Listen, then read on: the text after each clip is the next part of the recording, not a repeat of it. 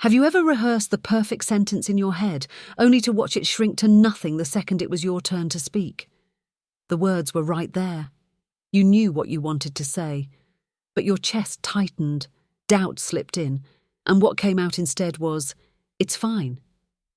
Later, when you were alone, the real words finally arrived. You replayed the moment and imagined saying it differently. Clearly, honestly, without apologizing for how you felt. But by then, the moment had already passed. And the hardest part was not what the other person said. It was the feeling that you had abandoned yourself again.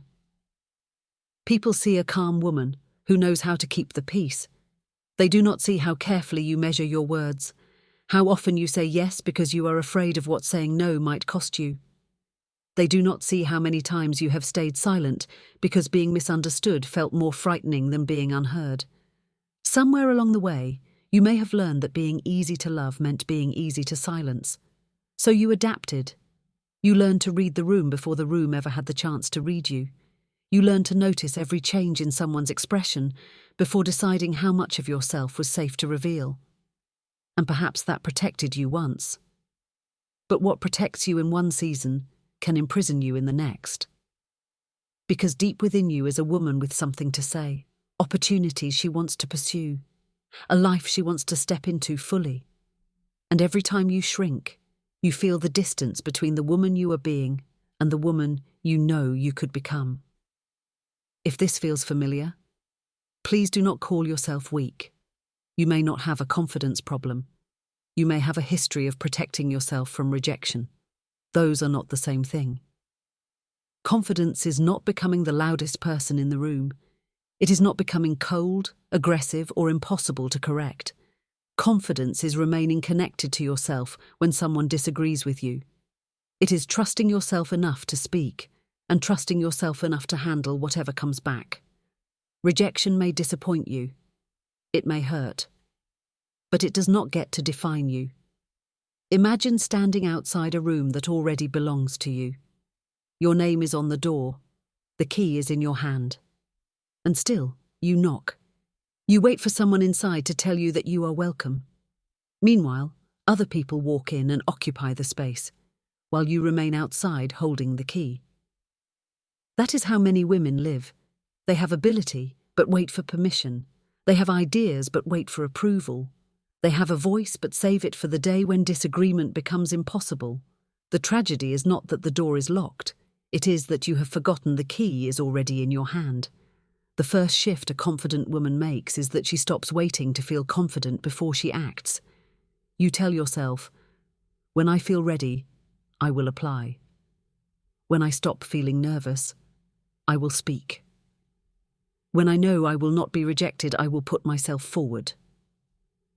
But confidence rarely comes first. It is built by moving anyway. You speak with an unsteady voice and discover that being heard did not destroy you. You apply while uncertain and learn that uncertainty was never proof that you were incapable. You survive someone's disappointment and realize that discomfort does not always mean you made the wrong decision. Every courageous action becomes evidence. Evidence that you can feel afraid and still move. Evidence that fear is a feeling, not an instruction. So the next time you find yourself waiting to feel ready, ask, what would I choose if fear was not making this decision for me? Sometimes waiting is wise, but sometimes saying, I need to prepare a little longer, is simply a respectable place to hide. A confident woman prepares, and then she moves.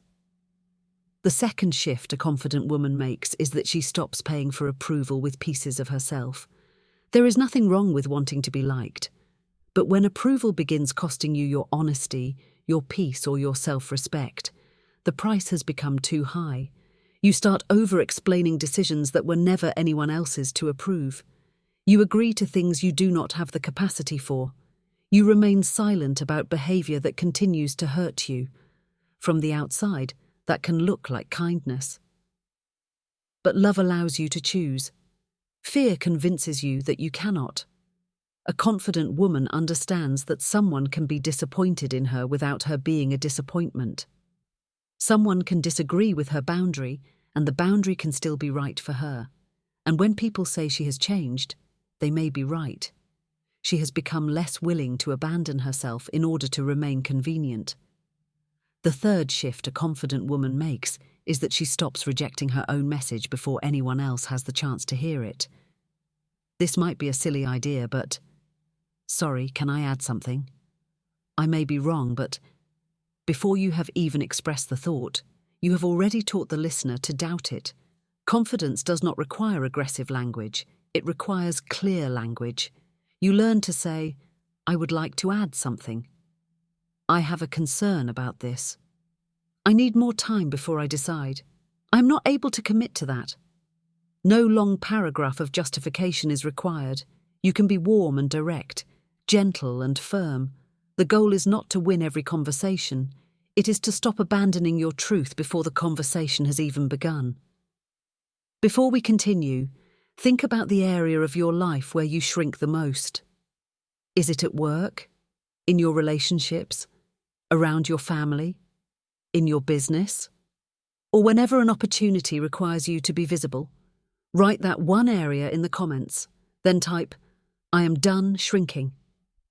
And subscribe to She Builds Within if you are becoming a woman who lives with greater confidence, discipline, self-respect, and intention. Now let us continue. The fourth shift a confident woman makes is that she rebuilds trust with herself. Some of the deepest confidence is built in private when your actions begin matching the promises you make to yourself. You said you would send the application, have the conversation, begin the project, stop tolerating what continues to hurt you. But each time you postpone it, a quiet part of you begins to doubt whether your decisions mean anything. That is why confidence and discipline are deeply connected. Every promise you keep becomes proof. My word is worth something. My decisions carry weight. I can rely on myself. It does not have to begin with something dramatic. Protect 30 minutes for the goal you keep postponing. Complete one task you promised yourself you would finish. Take one action your future depends on. Confidence grows when you become someone you can trust. The fifth shift a confident woman makes is understanding that boundaries are not betrayal. You probably already know where you need one. You can feel it in the resentment that follows another reluctant yes, in the exhaustion that comes from constantly rearranging your life for other people, in the frustration of watching your own priorities disappear whenever somebody else needs something. A boundary is not a punishment. It is a clear line around where your responsibility ends. It says, I care about you, but I cannot carry this for you. I value this relationship, but I also need to value myself within it. The guilt that appears the first few times you set a boundary is not always proof that you have done something wrong. Sometimes it is simply the discomfort of doing something new. You are learning that somebody else's disappointment is something you can survive. The sixth shift a confident woman makes is that she stops turning painful experiences into permanent identities. Rejection can make you believe you are unwanted. A mistake can make you question whether you can trust yourself. Being overlooked can make you wonder whether you have anything valuable to offer. Pain has a way of changing the language you use about yourself. You stop saying, I experienced rejection, and begin believing, I am someone who will always be rejected. You stop saying, I made a mistake, and begin believing, I am a failure. But what happened to you is not automatically who you are. A confident woman can say, this opportunity did not work out, without deciding that no opportunity ever will. She can admit, I handled that poorly, without turning one mistake into the definition of her character. Confidence does not prevent disappointment. It prevents disappointment from becoming your identity. So after this video, do not create an elaborate confidence plan. Choose one action. Only one. Express the opinion without softening it first. Ask the question you have been sitting on. Say no without attaching a full apology. Choose one action that makes you slightly uncomfortable and moves you one step closer to the woman you want to become. Your voice may still shake. You may still feel nervous. That is not failure. Confidence was never about feeling fearless. It is about whether fear was allowed to silence you again. There is a woman within you who faces many of the same fears but responds differently. She does not wait for the room to understand her before she understands herself. She does not treat her ordinary needs as unreasonable demands.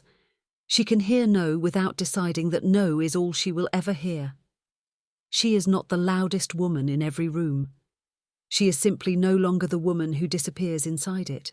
Your confidence may be buried beneath criticism, rejection, people-pleasing, or years of putting yourself last, but buried does not mean destroyed. She is still there, waiting for you to stop asking whether everyone approves, waiting for you to stop calling self-abandonment kindness, waiting for you to realize that the door was never locked. You have been holding the key the entire time. You do not need to become a completely different woman overnight. You only need to choose differently in the moment when you would normally shrink.